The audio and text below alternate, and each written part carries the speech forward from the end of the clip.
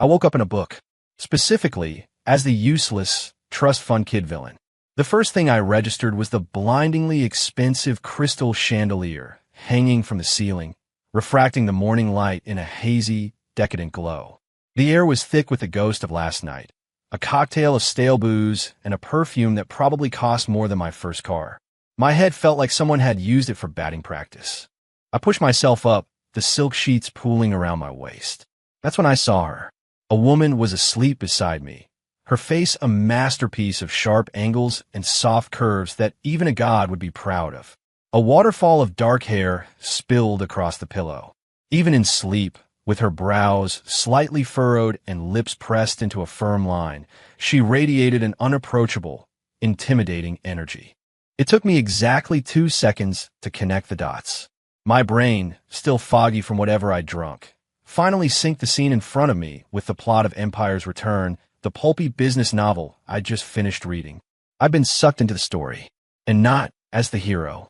Oh no, I was Ethan Cole, the character who shared my name but none of my common sense. The family money screw-up whose entire existence was to be a stepping stone for the actual protagonist. The cannon fodder. And the woman next to me?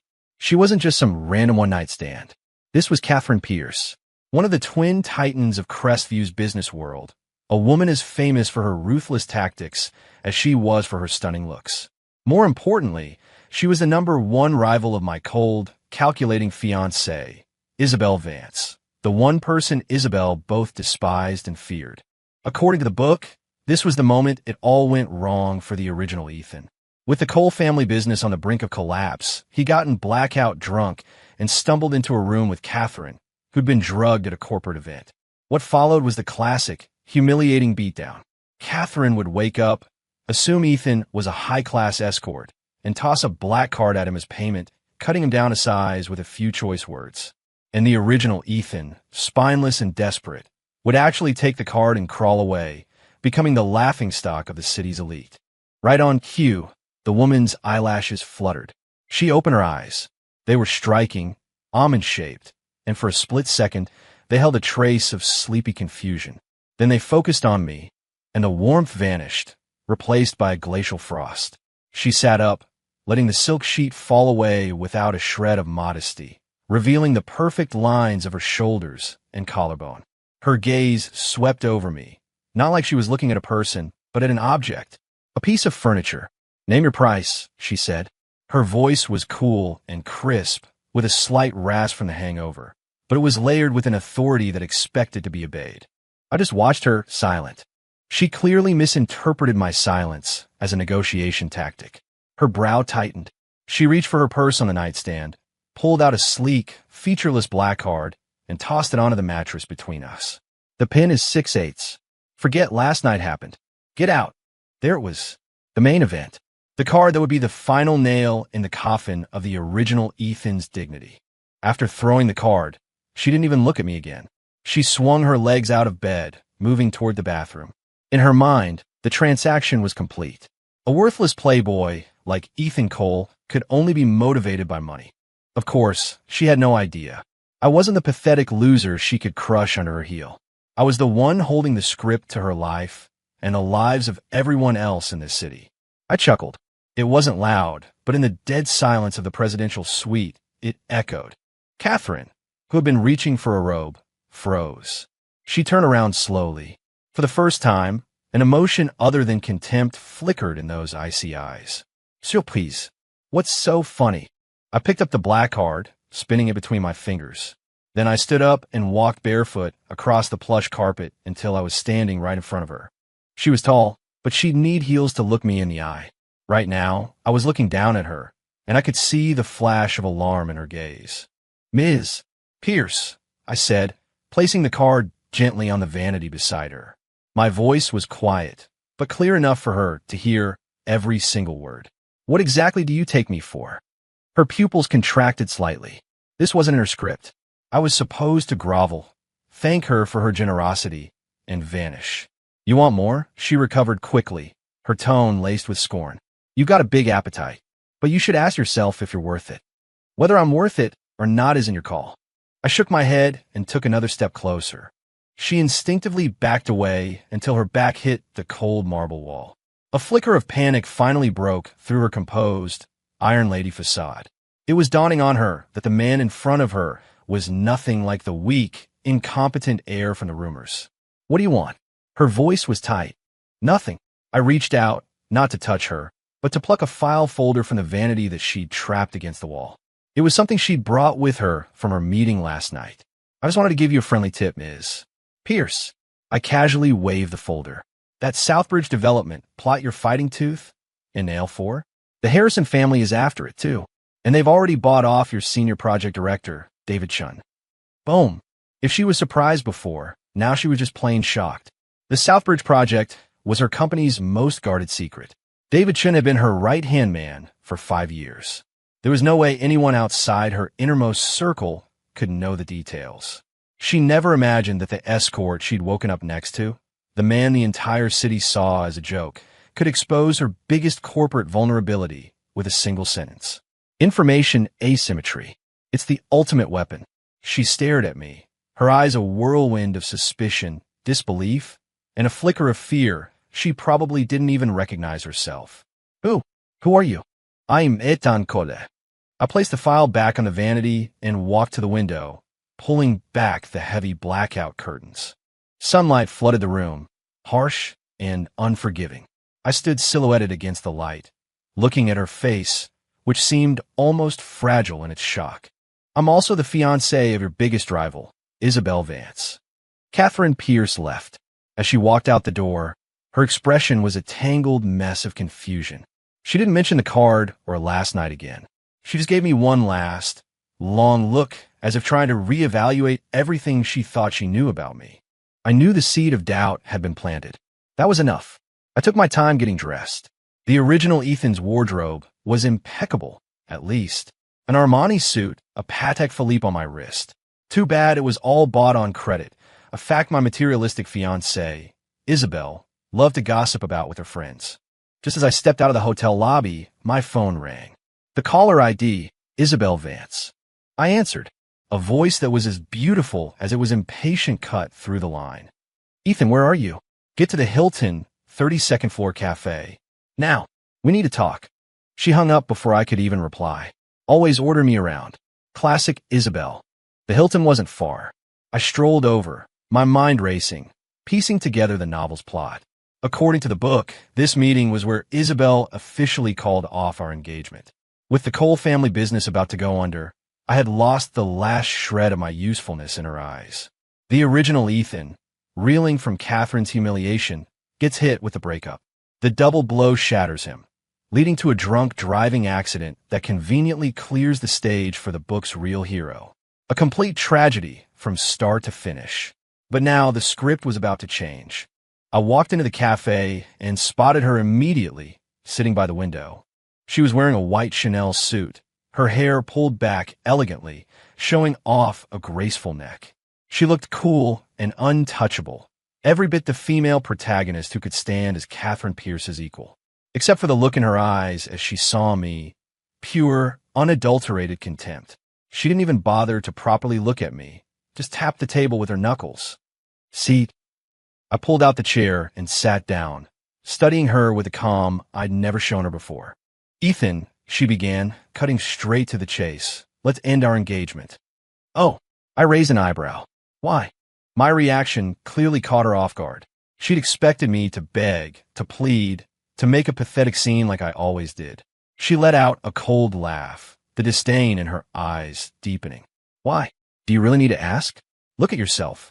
What can you do besides drink and party? The Cole family is about to be wiped out.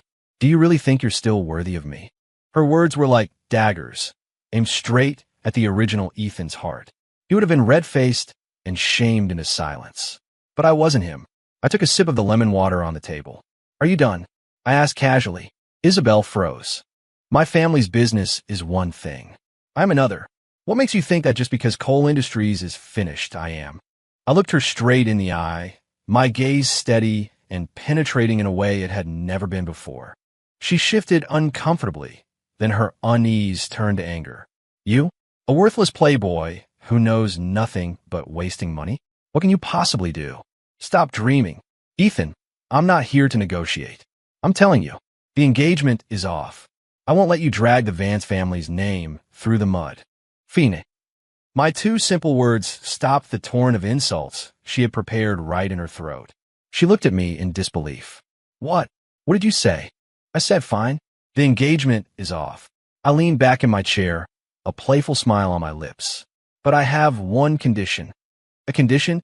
Isabel looked like she'd just heard the funniest joke in the world. What right do you have to give me conditions? My right. I leaned forward slightly, pinning her with my gaze. The right that comes from the fact that it was your family who came begging for this engagement while my family was on top. Now that you want to kick me to the curb, you're going to have to pay a price, aren't you? Isabel's face paled. It was true. When coal industries was at its peak, the Vance family had pushed for the union to secure their own position. Everyone in our circle knew it, but no one had ever dared say it to her face.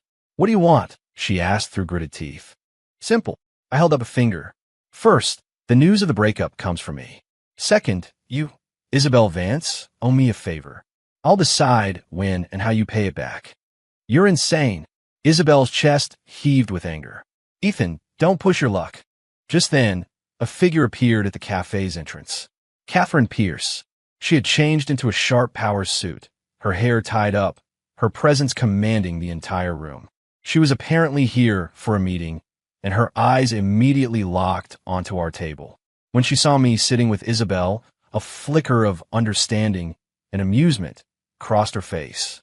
And the moment Isabel saw Catherine, her expression completely crumbled. The person she hated most in the world was Catherine Pierce. They'd been rivals since school and now in business. To be seen by her arch-nemesis while dealing with trash like me, in her eyes, was worse than death. To make matters worse, Catherine started walking directly toward us.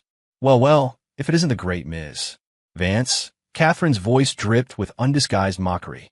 What's this? Scolding your fiancé. She put a special emphasis on the word fiancé. Isabel's face turned shades of red and white. She shot up from her chair. Catherine, this is none of your business. Oh, I'm not interested in your business. Catherine's gaze shifted to me, a curious light in her eyes. I just didn't realize, mister. Cole had moved on so quickly. Last night, Catherine, Isabel shrieked, cutting her off. Last night? Isabel wasn't stupid. She immediately understood the implication. Her eyes, now blazing with fury, humiliation, and disbelief, shot toward me. She thought I was a useless loser. She never dreamed that this loser would dare to sleep with her mortal enemy behind her back. This was the ultimate insult. The commotion had drawn the attention of everyone in the cafe. I looked at the scene in front of me, a top-tier disaster zone. On one side, my ice queen fiancé who couldn't wait to get rid of me. On the other, the business mogul who had just tried to pay me off with a black card. They both thought they could control me. They both thought I was just a pawn to be moved around their board. I slowly stood up, breaking the tense standoff. I didn't look at the trembling Isabel. I looked directly at Catherine and smiled. Ms. Pierce, I've already forgotten about last night. After all, it wasn't a pleasant experience. The smile on Catherine's face froze. I had just thrown the words she'd said to me this morning right back at her, in front of her biggest rival. Then, I finally turned to Isabel, whose face was a mask of pure fury. Isabel, my conditions. Do you agree or not? My voice was calm, but it carried an undeniable weight. If not, that's fine. We'll stay engaged. I'm actually curious to see what the whole city will say when your fiancé single-handedly saves the Cole family from bankruptcy. She was speechless. To admit I could save my family would be to slap her own face. To stay engaged to me was unbearable. But to agree to my conditions felt like a surrender she couldn't stomach. I watched her, trapped and humiliated, without a flicker of emotion. This was only the beginning. Time to light the first match of her long, slow burn of regret. I didn't wait for her answer. I turned and walked out of the cafe. I knew she'd agree. She cared about her image more than anything. The thought of being stuck with the title Ethan Cole's fiancé while I, the loser, continued to embarrass her was a fate worse than death. Back at the Cole family mansion, the atmosphere was suffocating. My father, Robert Cole, sat on the living room sofa, looking like he'd aged 10 years overnight. His temples were gray, and a half-smoked cigar dangled from his fingers, the ash falling unnoticed onto his expensive trousers. My mother was beside him, her eyes red and swollen from crying. She rushed over the moment she saw me. "Ethan, where have you been? Your father." "That's enough." Robert cut her off, his voice hoarse as he stubbed out the cigar in an ashtray. He looked up at me, his eyes bloodshot with exhaustion and deep disappointment. "Ethan, were you with that Vance girl again?" I said nothing, which he took as a yes. "Haven't you embarrassed yourself enough?" He slammed his hand on the table and shot to his feet. "This family is about to go under. Instead of trying to help, you're still chasing her around like a lost puppy. You've completely disgraced me."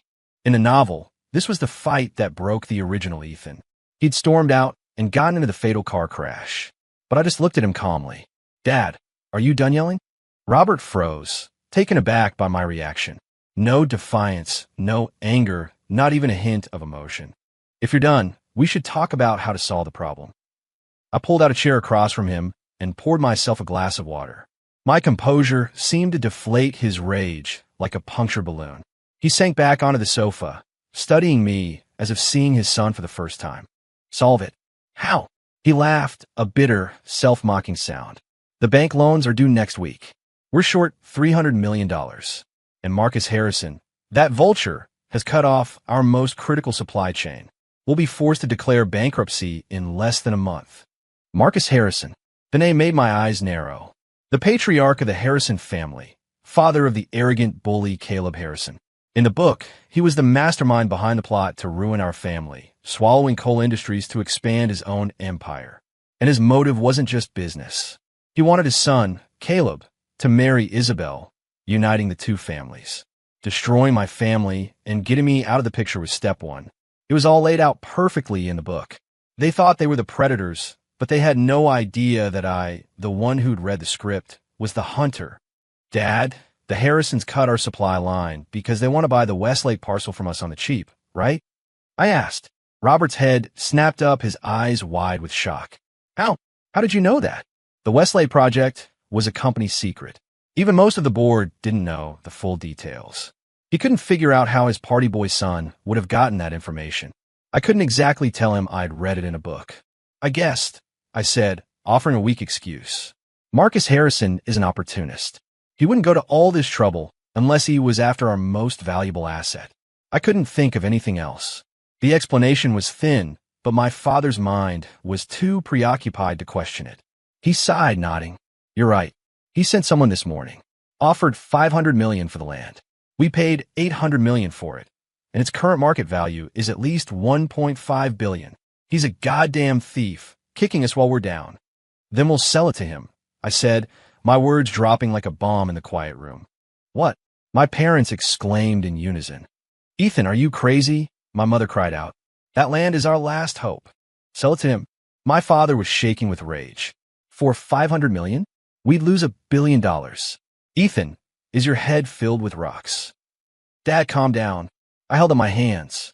"Not only are we going to sell, we're going to do it publicly. Tomorrow, you'll announce that coal industries has a critical cash flow problem, and we're auctioning off the Westlake parcel to the highest bidder." "What on earth are you planning?" Robert stared at me, looking like he was about to have a stroke. I met his gaze. "What does Marcus Harrison really want? The land?" "No, he wants to see us dead and buried." "Exactly. When we announce a public auction, everyone will think we're finished. Our stock will plummet. To make sure he crushes us completely, Harrison will strong-arm any other potential buyers behind the scenes, then swoop in at the auction to pick up the land for what he thinks is the lowest possible price." "What's the point? It will be cheaper for him to just buy it for $500 million now," my father argued. "No, he wants it to be legitimate. Winning it at a public auction makes it look like he's not a corporate raider. More than that, he wants a show. He wants the whole city to watch the spectacular downfall of the Cole family." I paused. "He thinks he's the hunter, setting a trap. He doesn't know we're the ones who dug the pit he's about to fall into." A pit. A glimmer of confusion appeared in my father's eyes. "Yes." A cold smile touched my lips. "Because what he doesn't know is that next month, the city is going to announce that the Westlake parcel is part of the New Tech Innovation Zone. And when they do, its value will triple overnight. This piece of information wasn't revealed until much later in the book. The hero used it to bankrupt the Harrison family and make a fortune. Now, that opportunity was mine. My father was completely stunned. He stared at me, his mouth hanging open, unable to form a word. The useless son he saw before him was displaying a level of strategic thinking and business acumen that was totally alien to him. It was almost frightening. "Where did you hear this?" he asked, his voice dry. "Dad, it doesn't matter where I heard it." I stood up, walked over, and put a hand on his rigid shoulder. "You just need to trust me. This time, we're not just going to survive. We're going to make the Harrisons spit back everything they ever took from us with interest." My voice wasn't loud, but it resonated with a confidence that was impossible to ignore. Robert looked into my determined eyes, and the hope he thought was long dead flickered back to life. Just as I planned, the news that Coal Industries was auctioning off the Westlake parcel hit the Crestview business community like a bombshell the next morning. Our stock price nosedived, nearly hitting rock bottom. Everyone was convinced the Coal family ship was finally sinking. My soon-to-be ex-father-in-law, Jonathan Vance, was the first to call, not to offer support, but to pressure Isabel to cut ties with me immediately, terrified we'd drag them down with us. I heard nothing from Isabel herself, which meant she'd accepted my terms and was stewing in misery, waiting for me to make the public announcement. Meanwhile, the architect of our troubles, Marcus Harrison, was laughing in his high-rise office. "Dad, Robert Cole is an idiot. I heard this whole auction idea came from his loser son, Ethan. Like father, like son, a whole family of morons." Caleb Harrison was preening in front of his father, taking credit for their victory. Marcus leaned back in his leather chair, puffing on a cigar. "It's a desperation move.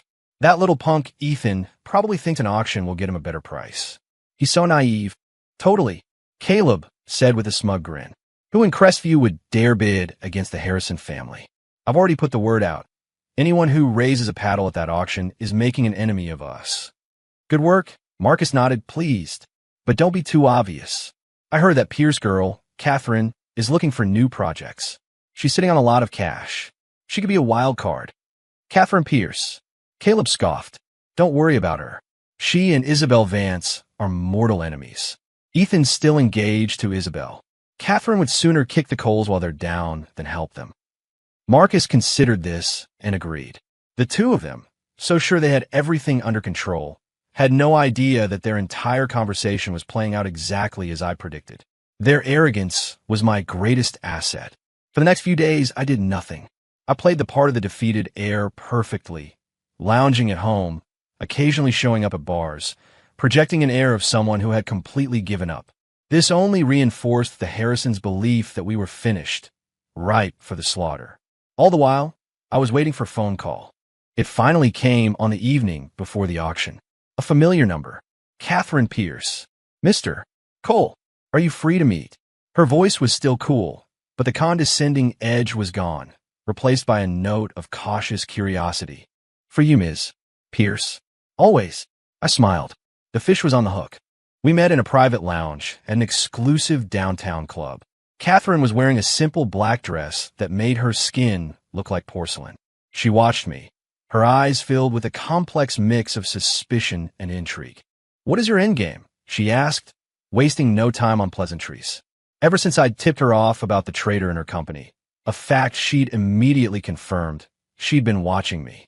She couldn't believe that the same man who'd seen through her corporate crisis would make such a suicidal move with the Westlake auction. "Whatever do you mean?" I asked innocently, sipping my tea. "The Westlake parcel," she said, her eyes fixed on me.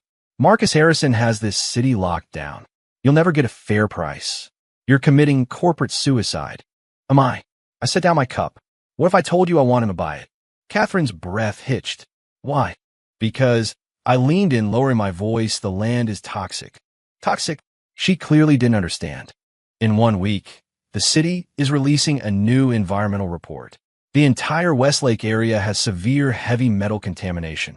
It's completely unsuitable for commercial development.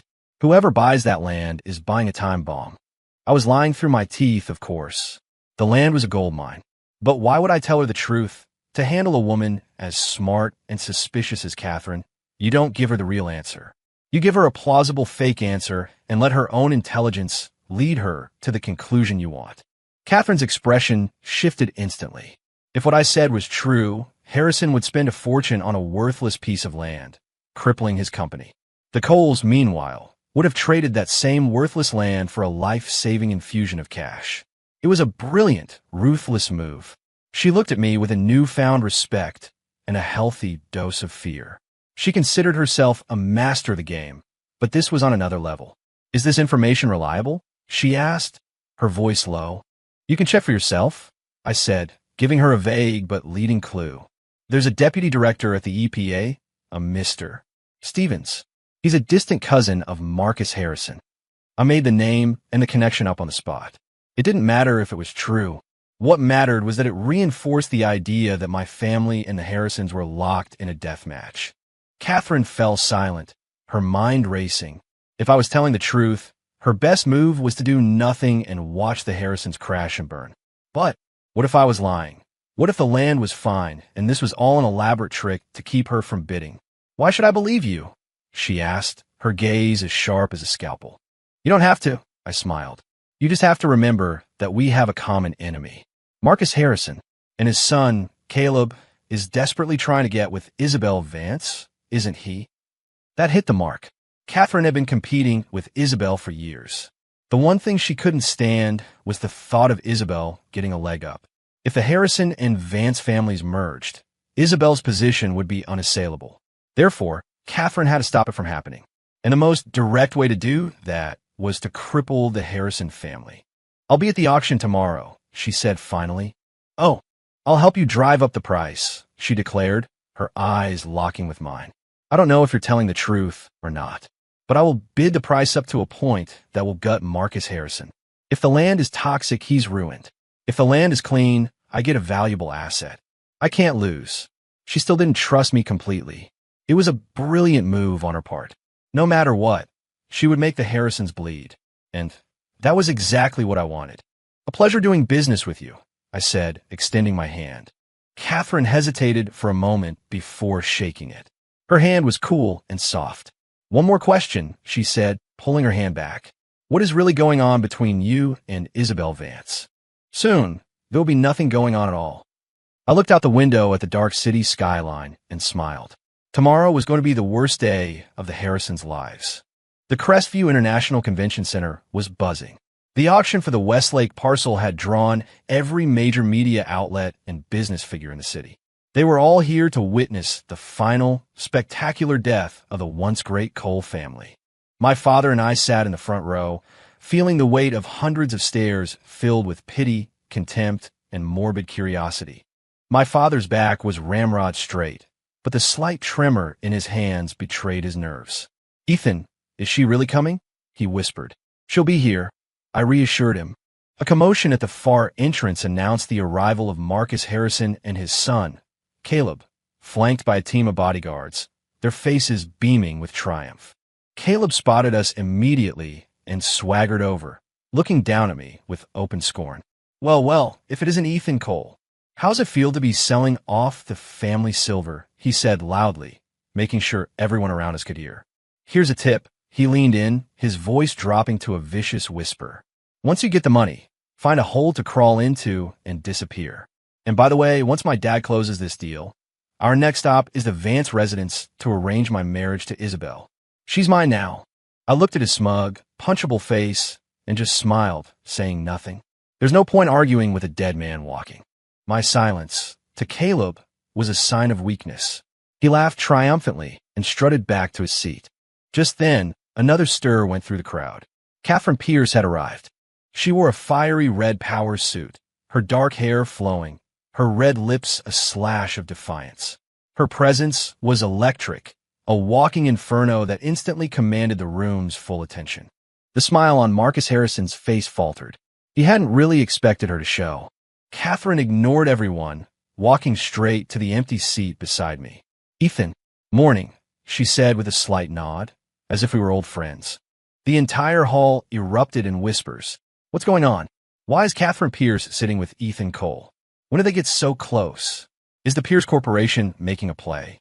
Caleb Harrison's face turned a sickly shade of green. He glared at me, his eyes burning with jealousy. And in a distant corner, a woman wrapped in a scarf and sunglasses, trying to remain incognito, flinched. Isabel Vance. She'd come after all. She wanted to see me, the loser, hit rock bottom. Instead, she was watching me sit side by side with her greatest rival. I could only imagine the hurricane of emotions tearing through her. The auction began. The opening bid was $500 million. $500 million. Marcus Harrison shouted without even bothering to raise his paddle, projecting absolute certainty. The auctioneer was about to bring the gavel down when a cool, clear voice cut through the room. $600 million. Catherine Pierce had raised her paddle. The room gasped. Marcus Harrison's face darkened. He shot a cold look at Catherine and raised his own paddle. $700 million. $800 million. Catherine countered without missing a beat. $1 billion. Harrison roared, jumping the bid by $200 million, trying to intimidate her. The atmosphere was electric. This wasn't just an auction anymore. This was a war between the Harrisons and the Pierces. A deadly smile played on Catherine's lips as she raised her paddle again. $1.1 billion. $1.2. $1.3. The price skyrocketed, quickly surpassing the land's fair market value of $1.5 billion. Beads of sweat were forming on Marcus Harrison's forehead. He hadn't expected Catherine to be this reckless, to fight him with no regard for cost.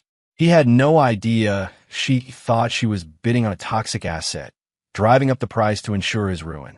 "Dad, we can't go any higher. This is way over budget," Caleb whispered frantically. But Marcus was trapped.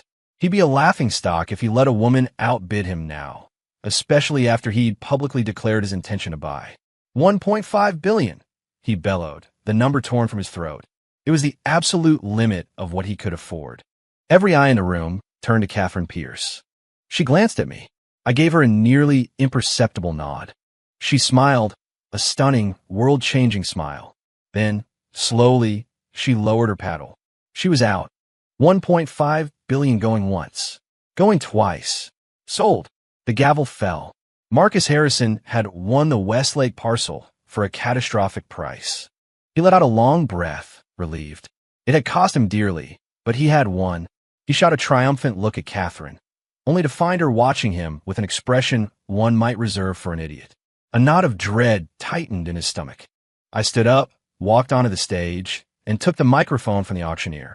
The spotlight hit me, and I became the center of everyone's world. I scanned the crowd. My father's stunned face, the triumphant Harrisons, the lost and confused figure of Isabel in the corner. "Thank you all for coming today," I began. "I'd like to take this opportunity to make 2 announcements. First, as of today, the engagement between myself and Ms. Isabel Vance is officially terminated. We wish each other well." The room exploded. Even though many had expected it, hearing me announce it, here and now, was a shock. In the corner, Isabel swayed on her feet, looking like she might collapse. She had imagined this moment 1,000 times, but never like this, never in a way that so thoroughly destroyed her pride. I had dumped her. I ignored the rising murmur and continued. "Second, I'd like to thank Mr. Marcus Harrison for his generous purchase of the Westlake parcel for $1.5 billion. This capital will be vital for the revitalization of coal industries. With this money, not only will we avoid bankruptcy, we will thrive." I paused, my eyes locking onto Marcus Harrison's rapidly paling face. A cruel smile spread across my own. "Oh, and one more thing I forgot to mention, Mr. Harrison. Just half an hour ago, the City Council announced its new urban development plan. The entire Westlake District has been designated the core of the new tech innovation zone. As such, all current and pending construction projects in the area are frozen for a mandatory 3-year period of rezoning and review. In other words, the $1.5 billion property you just purchased is, for the next 3 years, a completely useless plot of land you can look at, but can't touch." My final words landed in a room struck silent. Everyone stared, frozen. The color drained from Marcus Harrison's face. He staggered, and then, with a choked gasp, a spray of blood erupted from his mouth. "Dad!" Caleb's terrified scream shattered the silence. Marcus Harrison collapsed backward, his eyes wide, fixed on me with a look of pure, undiluted hatred and regret. The room descended into chaos. Reporters swarmed, their cameras flashing like lightning. Paramedics rushed in, loading the unconscious Harrison onto a stretcher. Caleb stumbled after them, lost in a daze. As he passed me, he stopped, looking at me as if I were the devil himself. "It was you. You set my father up. Cole, I'll kill you." He lunged at me, only to be tackled and restrained by security. I looked down at him, my eyes like chips of ice. "Caleb, the game is just getting started." The Harrison family was finished. With $1.5 billion of capital trapped in a frozen asset, a run on their banks, and a stock market in free fall, their once mighty empire would crumble in a matter of days. And the architect of it all was me, the loser they had once mocked and trampled. My father was in a state of shock. He looked at me, his lips trembling, unable to speak. He couldn't comprehend how his screw-up son had, in the span of a few days, orchestrated such a masterful takedown of a corporate giant. "Eitan," he stammered. I walked over and steadied him. "Dad, let's go home." Surrounded by gazes of awe, fear, and disbelief, I walked my father out of the convention center. Catherine Pierce was waiting by the entrance, leaning against her red Ferrari. Her eyes shone with a light I'd never seen before. "I underestimated you," she said, handing me a bottle of water. "So that's what you meant by toxic. You even fooled me." She'd figured it out. I'd fed her the story about contamination to ensure she would drive up the price. I had weaponized her own intelligence against our common enemy. "All's fair in love and war," I said with a grin, twisting off the cap. "When did you find out about the city's plan?" she asked. This was the one piece she couldn't figure out. Information that sensitive was impossible to leak. "That's a secret," I said, giving her a wink. Instead of being annoyed, she laughed. It was a genuine, beautiful sound that seemed to melt the icy armor around her. "Ethan Cole, you are becoming a very interesting man," she said, her smile fading back into a look of cool assessment. "With the Harrisons out of the way, what's your next move?" "Harvest," I said. "Need a partner?" Of course, I looked at her. The Harrison empire is too big for one person to swallow. Care to share the feast? Her eyes lit up. I'd be delighted. Just then, a staggering figure emerged from the convention center. Isabel Vance. She'd taken off her sunglasses, revealing a pale, tear-streaked face. Her eyes were red-rimmed, locked on me and Catherine, filled with a toxic mix of humiliation, disbelief, and a flicker of regret she would never admit to. "Ethan," she choked out. I turned, my expression neutral. "Yes." My coldness was a physical blow. "Why did you do it?" she demanded. "Why did you announce the breakup? In front of all those people? Do you have any idea how humiliating that was for me?" Even now, after all that, her only concern was her own pride. I laughed, a sound devoid of any humor. "Humiliating? Isabel, where was your concern for humiliation when your family was begging for our engagement? Where was your concern when the whole city was laughing at me? And you, my fiancée, never once stood up for me. Where was your concern this morning when you were trying to throw me away like trash?" With every question, her face grew paler. "Well, I'm done playing your games, Isabel. As far as I'm concerned, your precious pride isn't worth a damn." With that, I opened the passenger door of Catherine's Ferrari and got in. "Drive." The red sports car roared to life and sped away, leaving Isabel standing alone on the curb, watching the taillights disappear as the tears finally came. For the first time, she realized she had lost something irreplaceable, something she had thrown away with her own two hands. The fall of the House of Harrison was faster than anyone could have imagined. The day after the auction, their stock became worthless, their banks called in every loan, and their suppliers demanded payment. The empire collapsed overnight. Catherine and I descended like a pair of efficient vultures. I used my family's foundation in manufacturing to acquire the Harrisons' best factories and supply chains at pennies on the dollar, securing the future of coal industries. Catherine, with her vast capital and market expertise, shorted their stock into oblivion while snapping up all of their tech and R&D assets. In 1 week, we had carved up the spoils. Crestview City had a new order. No one dared to call me loser Ethan Cole ever again. Now I was just Mr. Cole, the man who had toppled an empire. Laughter finally returned to our family mansion. My father looked 20 years younger, buzzing with renewed purpose. He had happily handed over the reins of the company to me, his eyes filled with a pride I'd never seen before. My mother just held my hand and kept repeating, "Ethan, you've really grown up." I had taken another man's life, but in doing so, I had given his family a new one. It felt right. One evening, I was in my study reviewing our new assets when Catherine called. "To the victor go the spoils. Care to celebrate with a celebratory dinner?" Her voice was warm and teasing. An invitation from a queen? I wouldn't dare refuse. We met at a revolving restaurant atop the city's tallest skyscraper, overlooking the glittering ribbon of the Azure River. Catherine wore a silver gown that shimmered like starlight. "To victory," she said, raising her glass. "To partnership," I replied, touching my glass to hers. After working so closely, our relationship had changed. We were more than allies. We were comrades.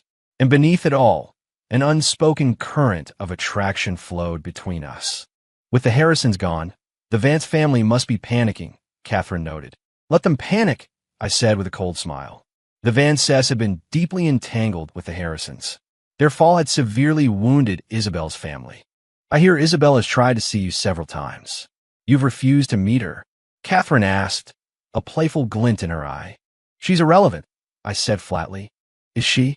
Catherine's lips curved upwards. "She is one of the city's great beauties. And your ex-fiancée.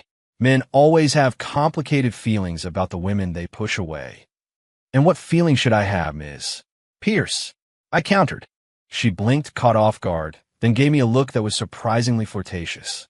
"How would I know? I'm not a mind reader." Seeing this softer side of the Ice Queen, I couldn't help but smile. It seemed I was the only one who ever saw her with her guard down.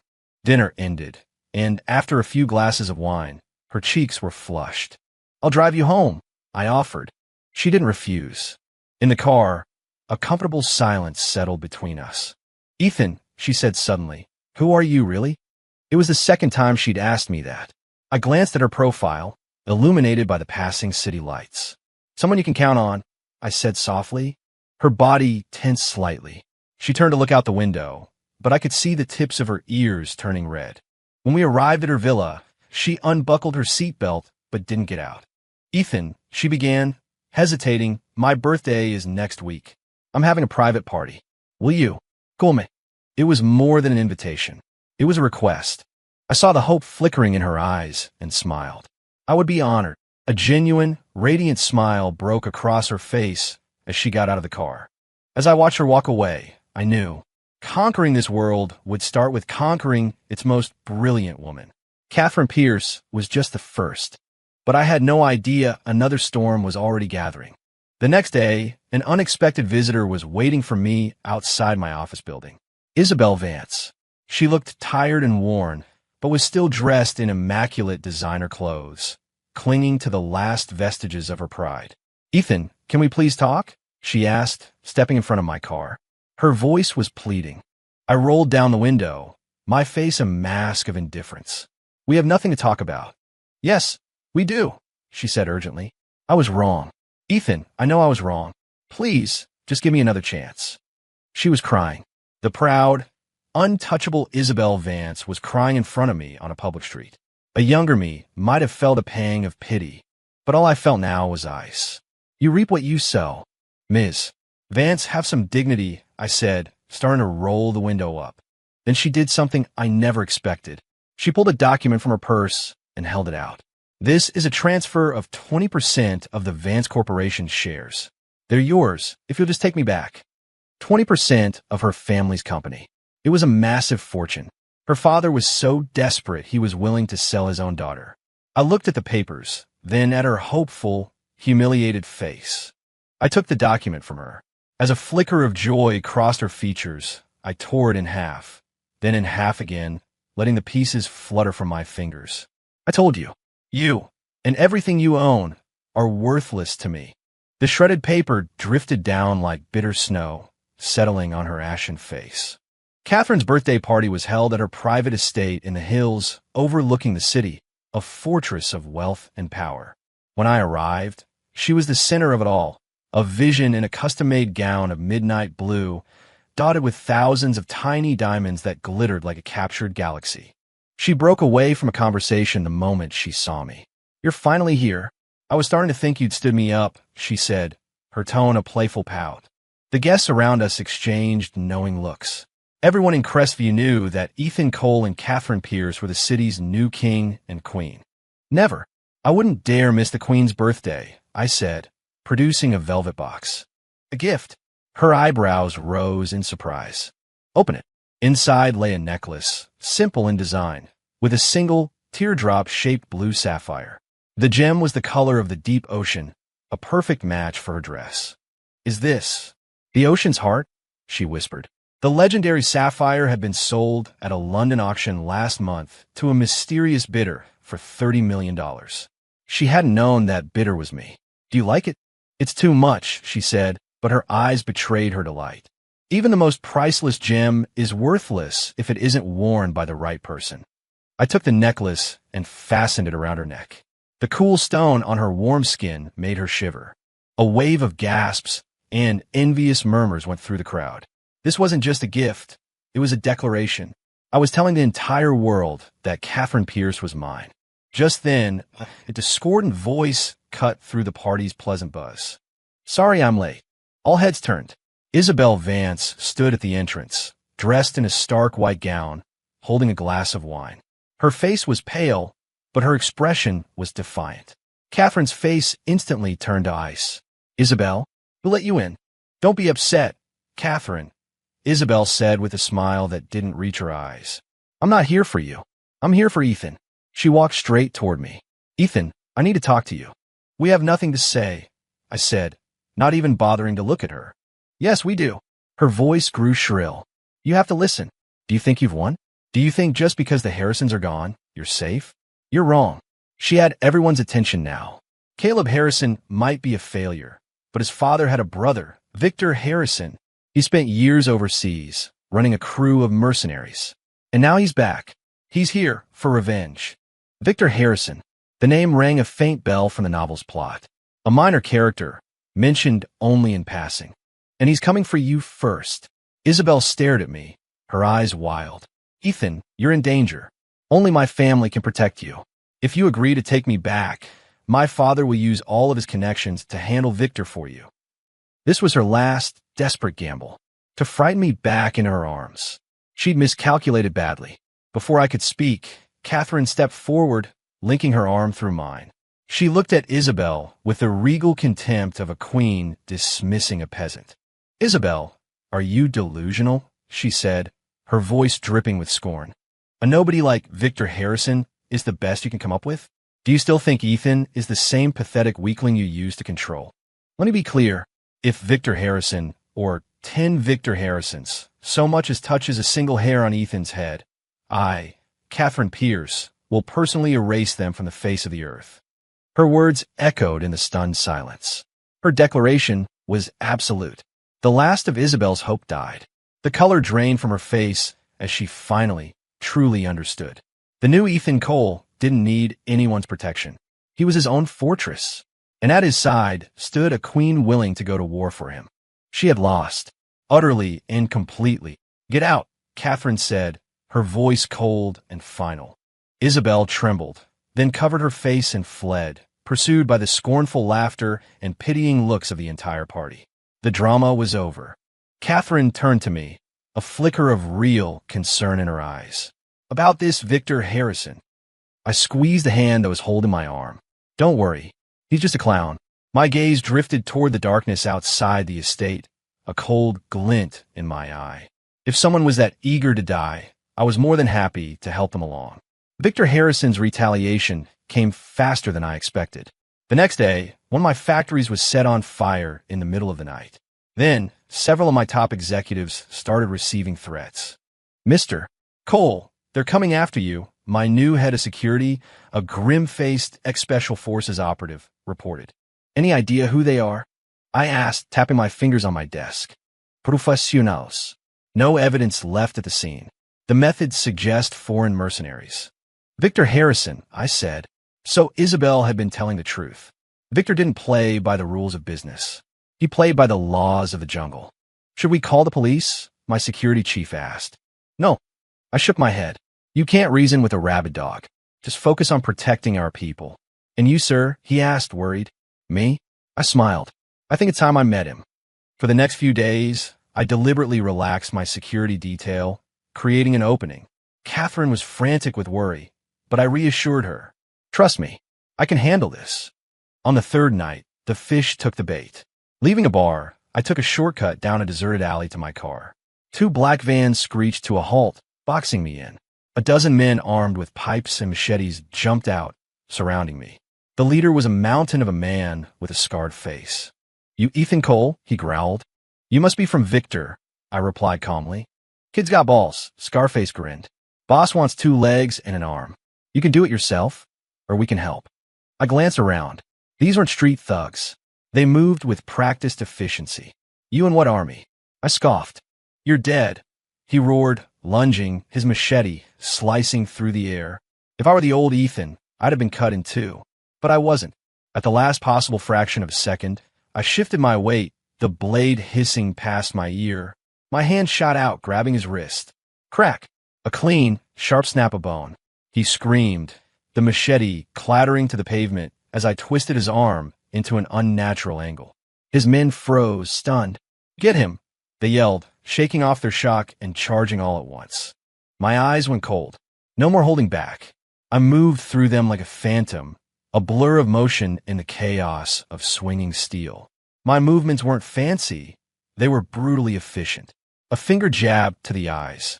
A strike to the throat. A knee shattered. A windpipe crushed. In less than a minute, it was over. A dozen men lay broken and bleeding on the ground. The alley stank of blood. I stood in the middle of the carnage, untouched. I walked to the lead van and wrenched the door open. Inside, a middle-aged man in a silk smoking jacket and gold-rimmed glasses was shaking uncontrollably. Victor Harrison. He'd stayed behind to watch the show. "Who? What are you?" he stammered. "The man who's sending you to hell." I dragged him out of the van like a sack of garbage. "Mr. Cole, mercy, please," he begged, groveling on the pavement. "Mercy?" I pressed my foot down on the back of his head. "Ask the people you've killed if they'll grant you mercy." I applied a little more pressure. Snap! The sound of his neck breaking was sickeningly loud in the quiet alley. I pulled out a burner phone and dialed 911. "Hello, police. I'd like to report a gang fight. Looks like there are fatalities." I tossed the phone and walked away, melting back into the night. Victor Harrison's death was ruled a gangland execution. With no third-party evidence, the case went cold. No one suspected me. Only Catherine knew, or at least suspected, the truth. She didn't ask. She just held me a long, silent embrace that said everything. "Don't ever put yourself in danger like that again," she whispered. "I won't," I promised, feeling a sense of peace in her arms. The Harrison family was officially erased from history. In the next 6 months, coal industries rose like a phoenix. Our market value grew tenfold. Catherine and I became inseparable, our combined empires dominating the city's economy. Crestview had entered the age of Cole and Pierce. As for the Fiancée, their company withered and died, unable to adapt. One morning, they declared bankruptcy. Jonathan Vance had a stroke. Isabel disappeared. Rumors surfaced now and then. Some said she sold all her possessions to pay her father's medical bills. Others claimed to have seen her waiting tables. The once untouchable princess had fallen to earth hard. It was none of my concern. My life was perfect. My business empire was expanding nationwide. My relationship with Catherine deepened into something real. One afternoon, I filled the sky above the city with 1,000 drones spelling out the words, "Catherine, marry me." Our wedding was the event of the year. Life was good. Sometimes late at night, I'd look at her sleeping beside me and feel a sense of dizzying disbelief. This incredible life was all born from a freak accident, a trip into a fictional world. I had rewritten the story, and in doing so, I had become the hero. Today, Catherine and I are on a beach in the Maldives. She's tapping away on her laptop while I'm soaking up the sun. "Honey, look at this," she says, turning the screen toward me. It's a news article. The headline reads, "Fallen socialite jailed for fraud." The accompanying photo is a mugshot. The woman is gaunt, her hair stringy, her eyes empty. It's Isabel Vance. The article says that after her family went bankrupt, she started scamming people by using our names. She'd been sentenced to 3 years in prison. How pathetic, Catherine says, closing a laptop. I say nothing, just take a sip of my cocktail. The sun is warm, the waves are gentle, and the woman I love is by my side. My life is complete. The people from my past, the ones who try to hold me down, are nothing now. Just dust on the road to my ascension. A warm breeze blows in from the ocean. I close my eyes, content. My new story has only just begun. End.